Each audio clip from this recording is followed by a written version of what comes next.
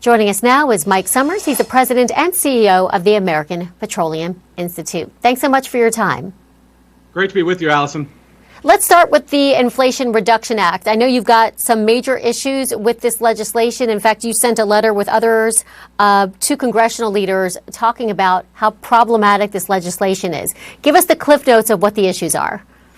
Well, first of all, Allison, there are a number of key components of this bill that we support. In fact, it's plans to open up new drilling activity in the Gulf of Mexico and in Alaska. We're for that. It also has key investments in carbon capture, utilization, and storage technology that we want to make sure that we're able to do during this time of concerns about climate. We're for those provisions. At the same time, there are increased taxes on American oil and gas producers. There's a new natural gas tax, which is particularly concerning during a time of a record high for electricity prices. And then in addition to that, there's a new tax on oil for incoming oil into the United States. We don't think that those are wise components for an energy bill, particularly one that seeks to tame inflation. Well, we are seeing prices at the gas pump here in the United States come down below $4 a gallon. Talk us through what caused that drop. Was it President Biden's efforts like release of oil from the SPR, the Strategic Petroleum Reserve? Was it that big emergency meeting he had with CEOs threatening to pull unused drilling permits? Did any of that stuff make an impact? What's the real reason we're seeing gas prices drop here in the U.S.?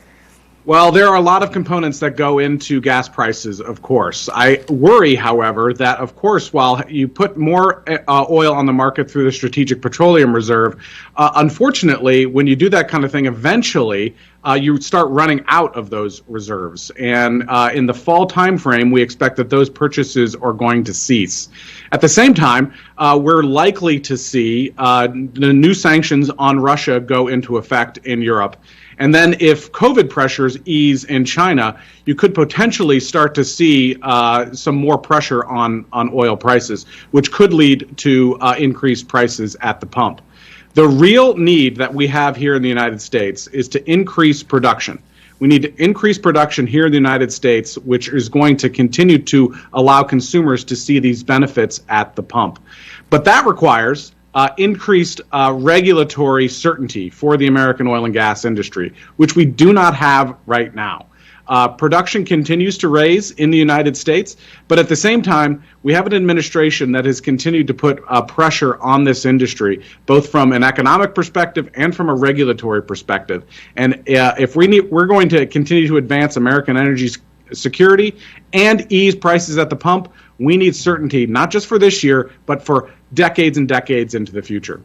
Critics say that production can be ramped up. It's just that oil producers are choosing not to let this happen at a faster pace. What do you say to that? Well, this industry is dealing with the same issues that the rest of the economy is dealing with. We have supply chain issues, particularly when it comes to steel, which is an important component to drilling activity here in the United States. In addition to that, we have workforce challenges. We're dealing with the same issues that other industries are dealing with in terms of getting qualified workers to produce here in the American oil industry.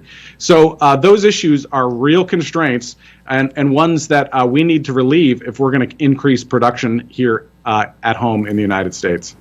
The American Petroleum Institute released a report of what policymakers can advance today to what you call unlock American energy, fuel, economic recovery, and strengthen national security.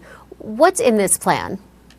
So we actually have a plan. You can find it at 10in22.com. This is a new plan that we released before the Inflation Reduction Act. And it's 10 policies, 10 common sense policies that lawmakers can advance to ensure security for American energy while at the same time reducing prices for Americans. It includes permitting reform, for example, which was not included in the Inflation Reduction Act. It includes that regulatory certainty that I was talking about earlier. It also includes developing more lands for producers to produce here in the United States.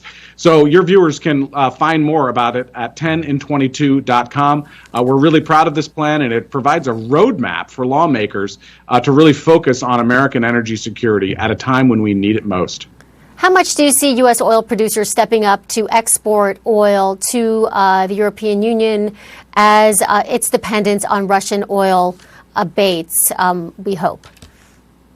Yeah, so we need to do two things. Of course, we need to produce more so that we can export more to our allies in Europe. At the same time, we need to focus on the production and the export of American natural gas. We have centuries and centuries of natural gas here in the United States that we can export to Europe to replace the Russian gas that is being cut off by Vladimir Putin. So we can be that energy supplier, that safe energy supplier that the world needs during this time of energy crisis.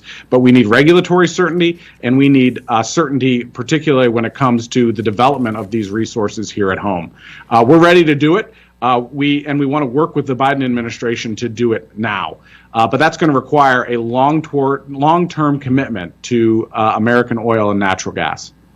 All right, Mike Sommers, President and CEO of the American Petroleum Institute, thanks so much for being here.